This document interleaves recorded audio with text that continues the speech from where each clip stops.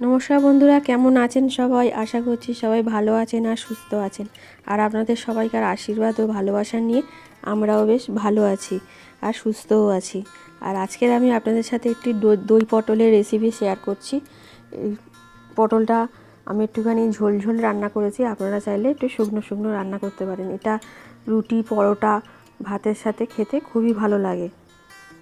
আর আজকের এই রেসিপিটা যদি আপনাদের ভালো লেগে থাকে, প্লিজ আমার পাশে থেকে যাবেন। আর পটলগুলোকে আমি এরকম একটু একটু করে খোলা ছাড়িয়ে নিয়েছি, নিয়ে ভালো করে ধুয়ে পরিষ্কার করে নিয়েছি, নিয়ে মুখগুলো ওরমভাবে একটু একটু করে চেলা করে দিয়েছি। আর এখন নুন দিয়েছি, নুন দিয়ে ভালো করে মাখিয়ে রাখবো। আর এখানে আমি হলুদ ইউজ করব না, কেননা আমি তরকারিটা একটু সাদা সাদা রাখতে চাইছি, সেই জন্য আমি ওখানে হলুদ ইউজ করছি না। এবার একটা মশলা রেডি করছি। মশলাটা রেডি করতে আমাকে এখানে একটা তাওয়া নিয়েছি, সেই তাওয়াতে প্রথমে দুটো শুকনো লঙ্কা ভালো করে সেঁকে নেব। একটু কালচে কালচে মতন আসলে তারপরে আমি দেব এর মধ্যে 1 চামচ জিরে। আর এই সময় গ্যাসের ফ্লেমটা কিন্তু একদম লোতে থাকবে।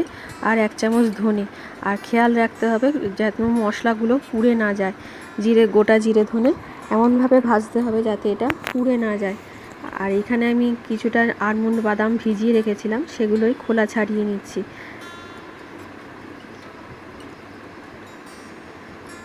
আর ওই মশলাটা আমি মিক্সিতে দিয়ে গুঁড়ো করে নিয়েছিলাম, ভাজা মশলাটা।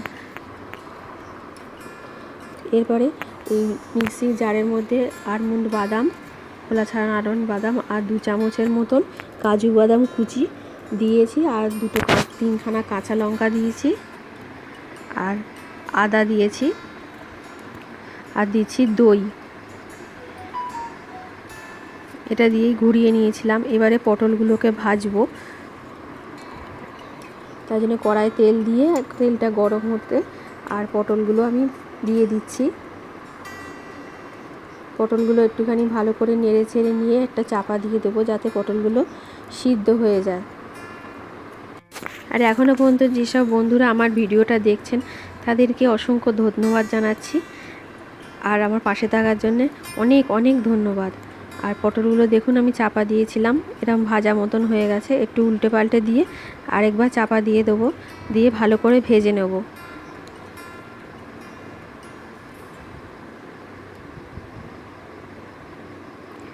আর যেসব বন্ধুরা আমাকে সাবস্ক্রাইব করেছে তাদেরকে অসংখ্য ধন্যবাদ জানাচ্ছি। আর যারা এখনও পর্যন্ত সাবস্ক্রাইব করেননি অথচ ভিডিওটা দেখছেন, প্লিজ তাদের কাছে রিকোয়েস্ট করছি আমাকে সাবস্ক্রাইব করে দিয়ে আমার পাশে থেকে যাবেন আর আমাকে এগিয়ে যেতে উৎসাহিত করবেন। আর পটলগুলো দেখুন আমার ভাজা হয়ে গেছে। এবার আমি এগুলো তুলে নিচ্ছি। কড়ায় হলুদ ব্যবহার করিনি পটল, তবু কীরকম কালো মতন হয়ে গেছে দেখছেন তেলটা। পটলগুলো ভাজলে এরকম কালোই হয়ে যায়। এবারে এই তেলের মধ্যে, তেলটা কিন্তু আমার লোতে করা রয়েছে, একদম গ্যাস ওভেন লোতে রয়েছে। এর মধ্যে গোটা গরম মশলা দিয়েছি, এলাচ 3টে, দারচিনি, এলাচ, লবঙ্গ দিয়েছি, আর দিয়েছি একটা তেজপাতা ছোটো ছোটো করে কেটে। এটা থেকে ভালোভাবে ভেজে নিয়ে একটা সুন্দর মিষ্টি গন্ধ বেরোলে তার মধ্যে দিয়ে দেবো যে মশলাটা বেটে রেখেছিলাম সেইটা, মানে কাজু বাদাম, আমন্ড বাদাম, লঙ্কা, আদা দিয়ে যেটা পেস্ট বানিয়ে রেখেছিলাম সেইটা। এই সময় কিন্তু গ্যাস কিন্তু একদম লোতেই থাকবে। হাই ফ্লেম দিলেই দইটা যেটা আছে সেটা কেটে যাওয়ার সম্ভাবনা থাকে, সেই জন্যে আমি একদম লোতে রেখেছি। আস্তে আস্তেই এই রান্নাটা করতে হয়, গ্যাস জোরে দিলে দইটা নষ্ট হয়ে যায়, কেটে যায়। আমি একটুখানি মিক্সির বাটিটা ধুয়ে জলও দিয়ে দিয়েছিলাম। এর মধ্যে দিয়ে দিচ্ছি পটলগুলো, দিয়ে ভালো করে নেড়ে ছেড়ে আর একটু চাপা দিয়ে দেবো ফুটবার জন্যে।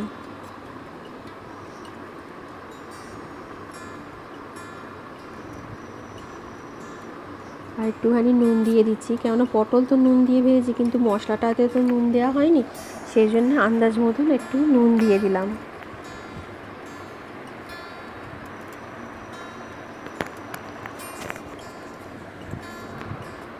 দিয়ে একটু চাপা দিয়ে দিচ্ছি। দেখুন এটা হয়ে গেছে। প্রায় অনেকটাই শুকনো হয়ে গেছে। এই সময় যে মশলাটা ভেজে গুঁড়ো করে রেখেছিলাম, মানে জিরে, ধনে আর শুকনো লঙ্কা, সেটাই ছড়িয়ে দিলাম। আর ঝালটা সব যে যার পছন্দ মতন, আন্দাজ মতন দেবেন, কেননা কেউ ঝাল কম খায়, কেউ ঝাল বেশি খান, সেই জন্যে। আর এই যে কসুরি মেথি হাতে একটুখানি ঘষে দিচ্ছি, এটা অনেক দিনের কসুরি মেথি, তাই এরকম গোটা গোটা রয়েছে। এটা না, এই কসুরি মেথি আমরা পুরীতে বেড়াতে গেছিলাম, সেখান থেকে নিয়ে এসেছিলাম। এবার একটুখানি জল দেবো, বাটি ধোয়া জল, কেননা আমার মেয়েরা একটুখানি ঝোল ঝোল পছন্দ করে, সেই জন্যে ওদের কথা ভেবে আমি একটুখানি জল দিলাম বেশি করে, যাতে ওরা একটু ঝোল ঝোল খেতে চায়, তো তাই। আপনারা চাইলে একদম শুকনো শুকনো করতে পারেন।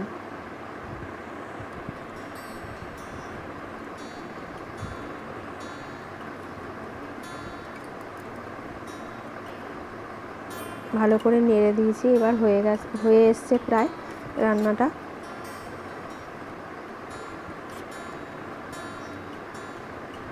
একটু ফুটুক, ফুটে গেলে নামিয়ে নেব। দেখুন ফুটছে, হালকা হালকা তেলও ছেড়ে দিয়েছে। এই সময় আমি একটা বাতাসা দিলাম।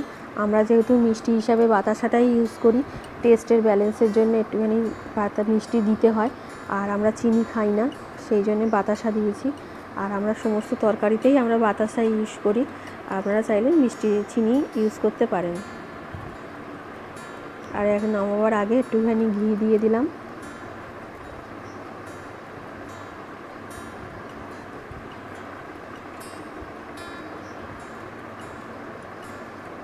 ঘি দিয়ে ভালো করে নাড়িয়ে নিয়ে আমার রান্নাটা কমপ্লিট।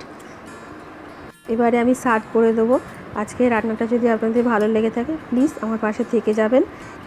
আজকে ভিডিও এখানেই শেষ করছি। আপনারা সবাই ভালো থাকবেন।